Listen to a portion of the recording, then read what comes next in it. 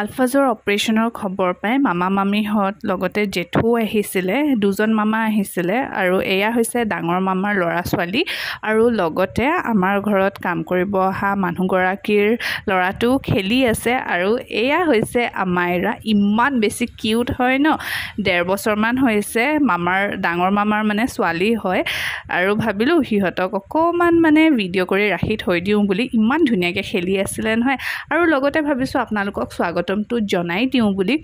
Hello' everyone, আসসালামু আলাইকুম and নমস্কাৰ। আপোনালোক সকলোকে মোৰ চেনেল চামিমছ ৱৰ্ল্ডৰ অন্য এটি নতুন ব্লগলৈ স্বাগতম জনাইছোঁ। আশা কৰিছোঁ আপোনালোক সকলোৰে খবৰ ভাল, আল্লাই কৰাত মোৰো ভালে।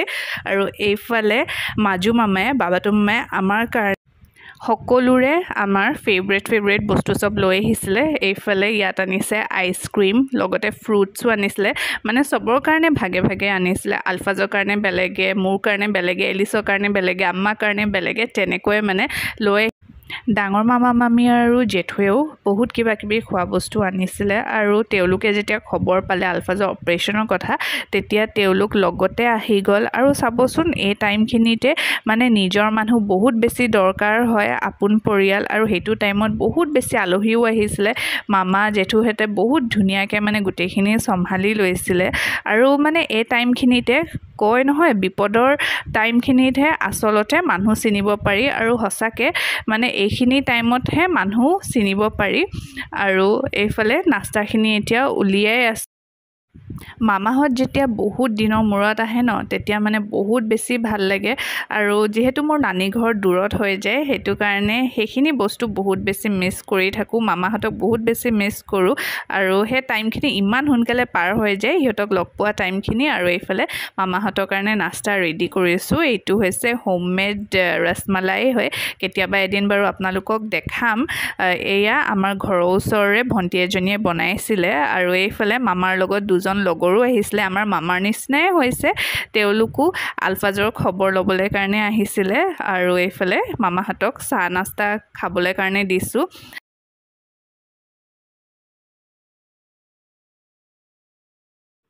এইফালে জেঠুৱে বনাই আছিলে পায়স, আৰু মই জেঠুৱে পায়স বনোৱাৰ শ্বৰ্টছ এটা আপোনালোকৰ মাজত শ্বেয়াৰ কৰিছিলোঁ, আৰু বহুতে বহুত মৰম দিছে, তাৰ কাৰণে থেংক ইউ ছ' মাছ।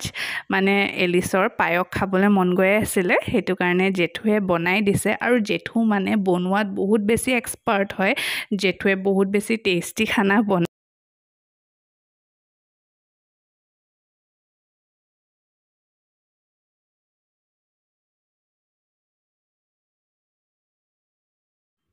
জেঠু অকল খানা বনোৱা কামতে এক্সপাৰ্ট নহয়, বাকী অন্য কামবিলাকতো বহুত বেছি এক্টিভ হয়।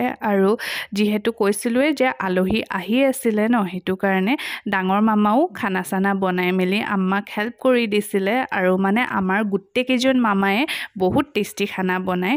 আৰু এইফালে আমাৰ ঘৰত সেইদিনাখন ফাৰ্ষ্ট টাইমৰ কাৰণে ৰু আহিছিলে, মানে ইপ্তিশাম, মোৰ কাজিনজনী। আপোনালোকক মই আগতেও তাইক দেখাইছিলোঁ, আৰু ইপ্তিশামৰে ছোৱালী হয় ৰু। সেইদিনাখন ফাৰ্ষ্ট টাইম আমাৰ ঘৰত আহিছিলে। আৰু চাওকচোন, ৰু মানে চাওঁতে তাই ডাঙৰে হৈ গৈছে। ইপ্তিশাম আৰু ইপ্তিশামৰ শাহু আহিছিলে আলফাজক খবৰ ল'বলৈ কাৰণে, তাকে অকণমান ভিডিঅ' কৰি ৰাখি থৈ দিলোঁ। আৰু এইফালে আব্বাই ৰুৰ লগত কথা পাতি আছিলে। এতিয়া আমি আহিছোঁ পেণ্টালঞ্চত। এইফালে দুজনীয়ে মাছাজ কৰিবলৈ কাৰণে লৈছে। এয়া যেতিয়াই মানে আমি আহোঁ ন পেণ্টালঞ্চত, প্ৰায় আম্মা আৰু এলিছে মাছাজ কৰায়, কিন্তু আজিলৈকে মই কৰাই পোৱা নাই। কিয় কি হ'ল দিয়ক, ভাবিছোঁ কেতিয়াবা এদিন ময়ো কৰাব লাগিব। এইফালে 10 মিনিটছৰ কাৰণে মই দেখাম দে আপোনালোকক ইয়াৰ মানে প্ৰাইচটো, কিমান মিনিটছত কিমানকৈ লয় সেইটো দেখাম আপোনালোকক।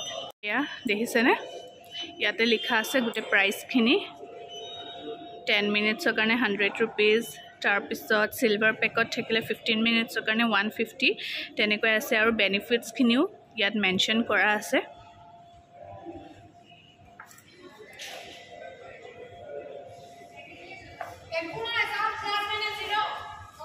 কেনেকুৱা লাগিছে? ভাল লাগিছে? এলিষ্টটো শুয়ে যাব চাগে 10 মিনিটত।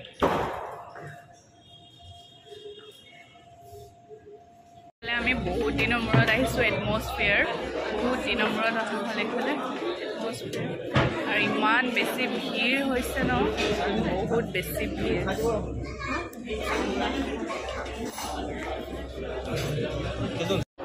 আপোনালোকক কৈছিলোঁৱে যে আলফাজৰ লগত এলিছৰো গা একেবাৰে ভাল নাছিলে সেইটো কাৰণে আমি ভাবিলোঁ যে এলিছকো অকণমান বাহিৰত ফুৰাবলৈ কাৰণে লৈ আহোঁ আৰু চাবচোন ফুৰিলে মেলিলে মন চন চবো ভাল লাগে আৰু লগতে গা চা চবো মানে বেয়া হৈ থাকিলে মানে ভাল লাগি থাকে ন সেইটো বুলি ভাবিয়ে মানে আমি অকণমান তাইক ফুৰাবলৈ কাৰণে লৈ আহিলোঁ আৰু চাবচোন যিমান বেছি বেমাৰ কৰি থকা হয় মানে বেমাৰে সিমান বেছি আগুৰি লয় ন সেইটো কাৰণে আমি অকণমান মানে প্ৰব্লেমছটো সকলোৰে লাইফতে আহে কিন্তু তাৰ মাজতে আমি প্ৰব্লেমছখিনিৰ লগত কেনেকৈ ডিল কৰিব পাৰোঁ সেইটো আমাৰ নিজৰ ওপৰতহে কথা আৰু এনেকৈ ব্লগটো সামৰিছোঁ কেনেকুৱা লাগিলে কমেণ্ট কৰি জনাব দেই